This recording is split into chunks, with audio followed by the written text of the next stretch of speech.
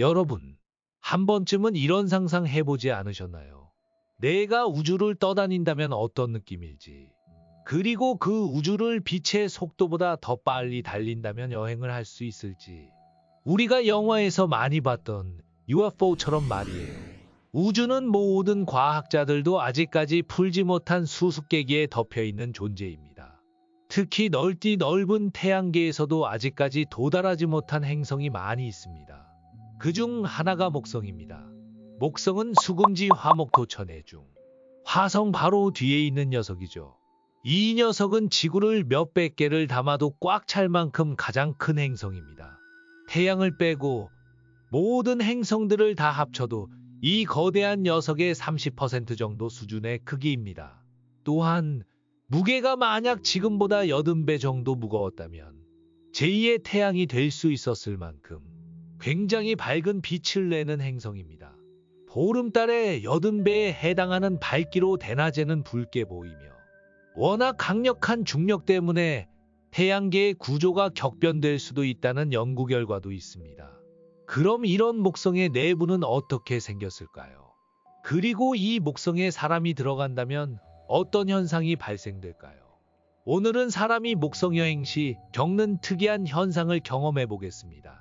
자, 그럼 바로 시작해 보겠습니다. 일단 우주선을 타고 목성 근처로 가 우주복을 입고 목성 인근에서 바로 뛰어내려 보겠습니다. 하나, 둘, 셋.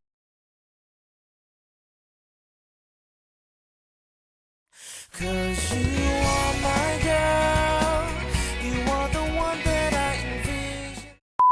네, 그렇습니다. 우리가 흔히 아는 우주복을 입고 뛰어들 시 높은 수치의 방사선 때문에 그 자리에서 바로 저 세상으로 가고 목성 여행은 끝이 납니다. 이 방사선의 수치는 일본 후쿠시마 방사능의 1만 배가 넘는 수치입니다. 이 방사선은 목성에서부터 35만 킬로미터 떨어진 곳까지도 닿습니다. 여기서 35만 킬로미터는 서울과 부산을 약 890번 정도 왔다 갔다 하는 횟수랑 같습니다. 이대로 가면 인간의 몸은 그대로 녹아버릴 겁니다. 일단 우주복부터 손봐야 됩니다. 잠수함처럼 어떠한 기압도 버틸 수 있는 아이언맨 슈트처럼 자생 시스템도 있는 우주복처럼 말입니다. 다시 한번 도전을 이어갑니다. 하나, 둘, 셋. 자, 출발합니다. 아니, 추락합니다. 일단 강력한 자기장이 발생되어 기괴한 소리가 시작되었습니다.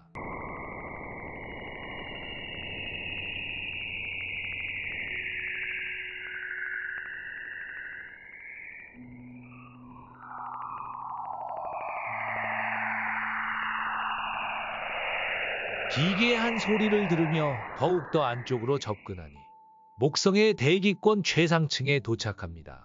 보이는 모습은 일단 지구의 대기권과 별반 차이가 없는 모습입니다. 심지어 고요하기까지 합니다. 좀 더 아래로 내려가 목성 첫 번째 내부 대기권으로 들어왔습니다. 목성의 대기권은 두께만 3,000km 정도 됩니다.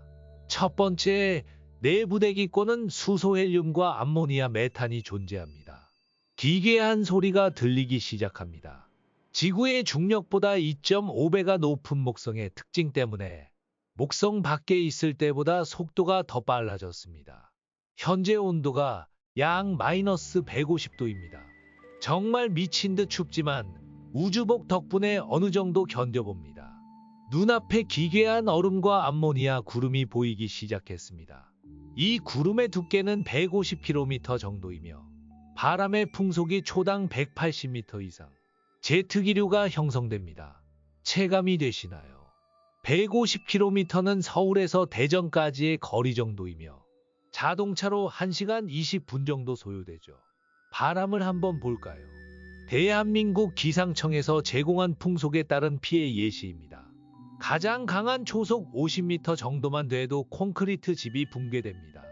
목성처럼 150km 구간이 초속 180m 이상이라면 위아래로 온몸이 흔들리며 계속해서 회전되는 현상이 발생됩니다. 그래도 꿋꿋이 버팁니다.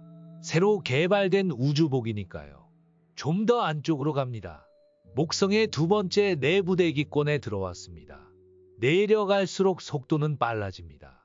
이제 그 유명한 대적점, 일명 토네이도를 만납니다. 이 토네이도는 지구 최강 토네이도 신기록인 1999년 브리지 크리크 무어 토네이도보다도 3배가 넘는 속도입니다. 크리크 무어 토네이도의 최대 초속은 134m로 특정되었죠. 목성의 토네이도는 무려 초속 400m의 강한 바람이 발생되고 있습니다. 점점 내려갑니다. 굉음이 들리기 시작합니다. 토네이도와 함께 지구의 번개보다 500배 이상 강력한 시뻘건 번개가 내려치기 시작합니다. 비도 내리지만 이 비는 황산비입니다. 앞이 구분이 안 될 정도로 온갖 기괴함이 인간을 덮칩니다. 계속 내려오다 보니 어느새 조금은 고요해졌습니다. 그래도 압력이 느껴집니다. 목성 최상층권에서는 추웠던 온도가 점차 안정되지만 압력계의 수치는 계속 올라갑니다. 압력이 지구의 1000배 이상이 되었습니다. 1000배는 보통 1.1톤의 무게를 짊어지고 있는 체감입니다.